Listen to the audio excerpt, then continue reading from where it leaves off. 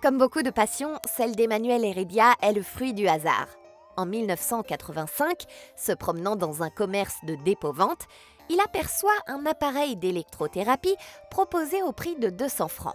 Venant de lire un article sur l'effet Kirlian, la curiosité d'Emmanuel est immédiatement attirée par l'objet. À la question du vendeur sur la destination finale, Emmanuel lui répond « C'est pour faire des photos ». Surpris par la réponse, le commerçant lui dit « Alors, si c'est pour faire avancer la science, je vous le fais à 100 francs ». C'est alors qu'une longue et belle histoire commence. L'appareil ne fonctionne pas. Il est remis en état par un ami électronicien, Jean-Paul Ratrick. Comme de bien entendu, les premiers essais de photos se traduisent par une série d'échecs, avec des images systématiquement voilées. C'est après de nombreux essais qu'Emmanuel obtient sa première image en couleur d'un doigt avec son rayonnement. Année 1980, la passion pouvait prendre son envol.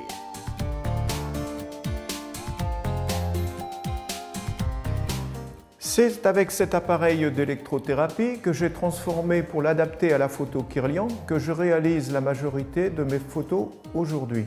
Un générateur envoie un courant réglable de 15 à 20 000 volts à 1 microampère sans risque d'électrocution.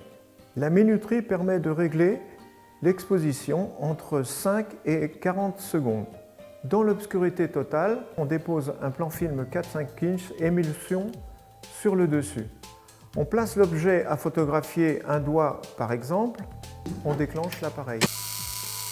Le procédé permet la mise en évidence lors de la prise de vue des rayonnements émis naturellement par le sujet, animal, végétal ou minéral, invisible en temps normal. Cette technologie de prise de vue, la photo Kirlian, vient du nom de son inventeur Semyon Kirlian, 1898-1978, technicien russe d'origine arménienne.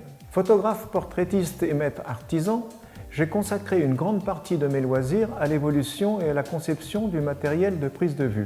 En 1988, j'ai fabriqué le premier électrographe argentique au format 6:6 pour photographier l'énergie des liquides.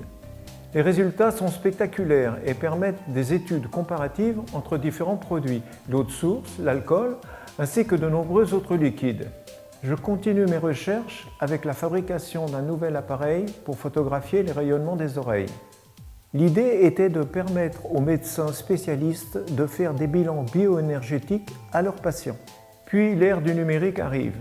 Avec passion, je remets en cause l'ensemble de mon matériel pour l'adapter aux nouvelles technologies. Je fabrique le premier électrographe muni d'une électrode en verre.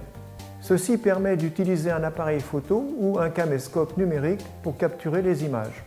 En 1987, je me lance dans la création d'images fantastiques présentées dans de nombreuses expositions.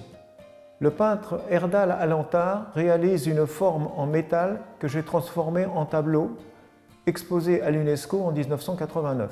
Avec son fils Alantar, nous avons réalisé une œuvre commune sur le thème des aliens. L'univers floral m'a paru comme un domaine privilégié. Comme un peintre champêtre, je porte un regard attentif et curieux sur chaque fleur et j'imagine sa composition photographique.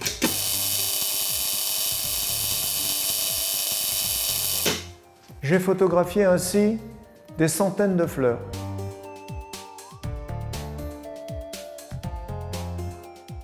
Toutes mes réalisations photographiques artistiques sont présentes sur ma page Instagram. Vous pouvez visualiser plus de 100 photos du procédé Kirlian.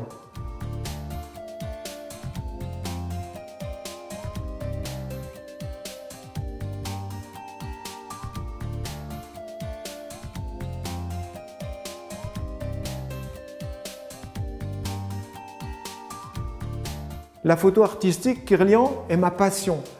Je vous invite à la partager.